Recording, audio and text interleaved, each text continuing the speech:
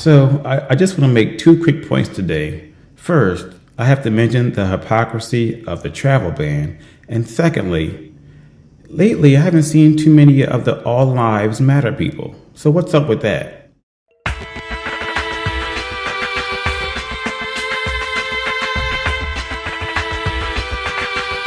Hey everybody, what's up? And welcome to Social Thoughts with Dr. Nick.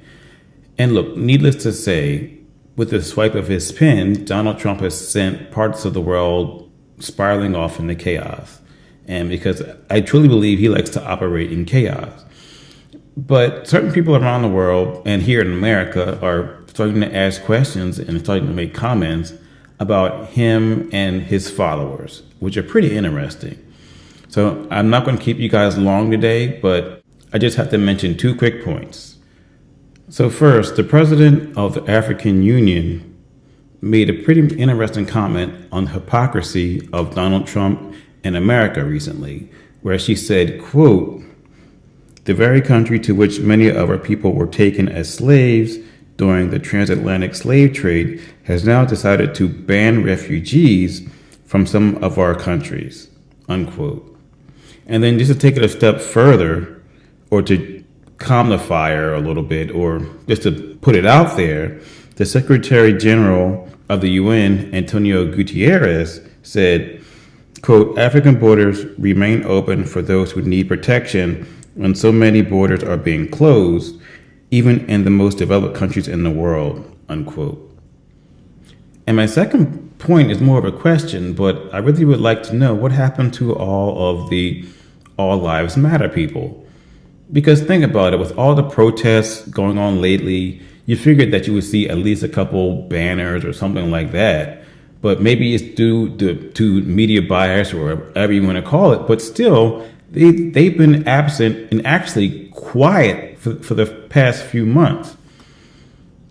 So you would think if all lives matter, you would see some of their presence at the protests for the Muslim ban. But where are they? And look, let's stop fronting because we all know that the idea and the concept behind All Lives Matter was just a phrase that was developed in an attempt to weaken the movement behind Black Lives Matter. That's just how things work in this country. But even though Black Lives Matter kind of took hold and took root and is still growing minute by minute, moment by moment. And look, just be honest. Well, I'm sitting here thinking, just be honest. Just say white lives matter or only white lives matter, because the article in the Huffington Post that actually kind of pointed this out today was actually really interesting, and they didn't hold back at all. So it kind of seems like that movement kind of faded away when Trump got in office. So I guess they really don't have to care about all lives matter anymore, just certain or white lives matter, I'm asking.